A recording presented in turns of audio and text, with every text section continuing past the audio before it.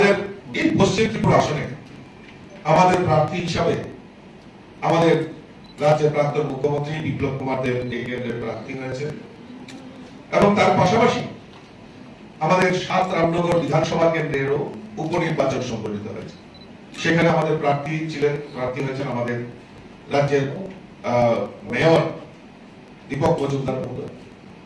এবং সকাল থেকেই উৎসাহ উদ্দীপনার মধ্য দিয়ে এই লোকসভা নির্বাচন এবং ৭ রামনগর বিধানসভার উপনির্বাচন সংগঠিত হয়েছে।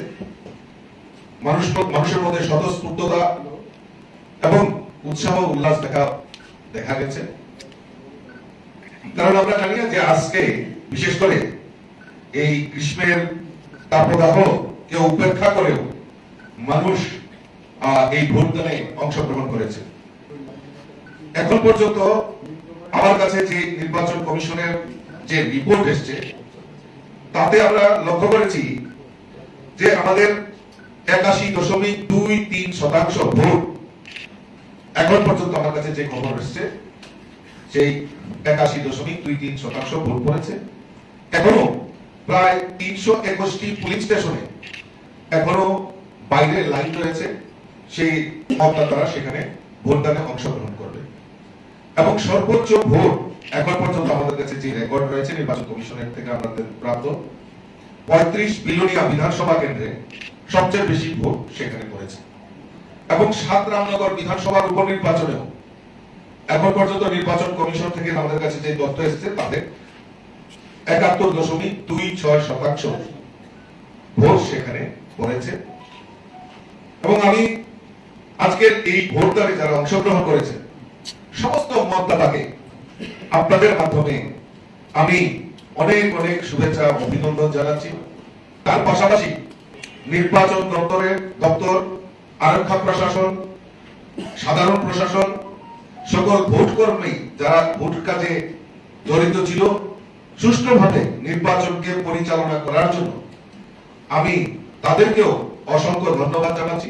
এবং সবচেয়ে সর্বোপরি যারা মতদাতা, যারা ভোটদানে অংশগ্রহণ করেছেন তাদেরকেও আমি অসংখ্য অসংখ্য শুভেচ্ছা ভারতীয় জনতা পার্টির তরফ থেকে অভিনন্দন জানাচ্ছি।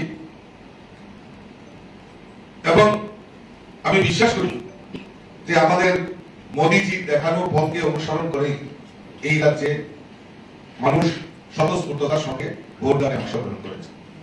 আজকে সকালবেলা থেকেই ইন্ডি জোটের প্রার্থী এবং কংগ্রেসের একজন বিধায়ক এবং সিপিএম এর প্রাক্তন রাজ্যের মুখ্যমন্ত্রী ওনারা কিছু ভিত্তিহীন খবর মানুষের সামনে সেটা প্রচার করে যে নির্বাচনের হারটাকে পরাজয়টাকে সুনিশ্চিত করেছে, তাদের কাছে সুনিশ্চিত হয়ে গেছে।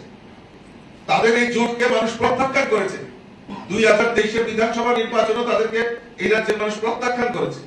তো তাদের পরাজয় নিশ্চিত ভেবে তারা এই শাসক দলকে হেয় প্রতিপন্ন করার জন্য মানুষের কাছে বিভ্রান্তিকর খবর ছড়ানোর প্রয়াস করেছে তারা। আমি ভারতীয় জনতা পার্টির প্রদেশ সভাপতি হিসাবে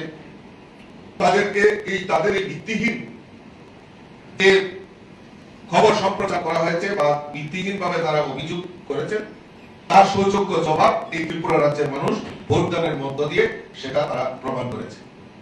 আমরা ইতিমধ্যে নির্বাচনের কাছে এই যে মিথ্যা অপপ্রচার শাসক দলের বিরুদ্ধে হেয় প্রতিপন্ন করার জন্য যে প্রয়াস করেছে তার জন্য আমরা লিখিত অভিযোগ করেছি এবং প্রয়োজনে আরো তাদের জন্য আইনগত ব্যবস্থা আমরা ভারতীয় জনতা পার্টির তরফ থেকে নেব।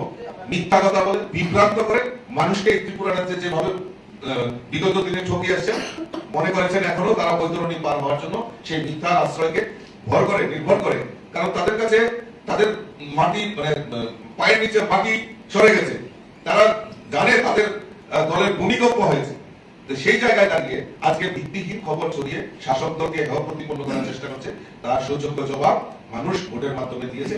এটা আমাদের কাছে সবচেয়ে বড় প্রাপ্তি। তা আমি আবারও আমার এই সাংবাদিক বন্ধুদেরকে আমি অসংখ্য ধন্যবাদ জানাচ্ছি।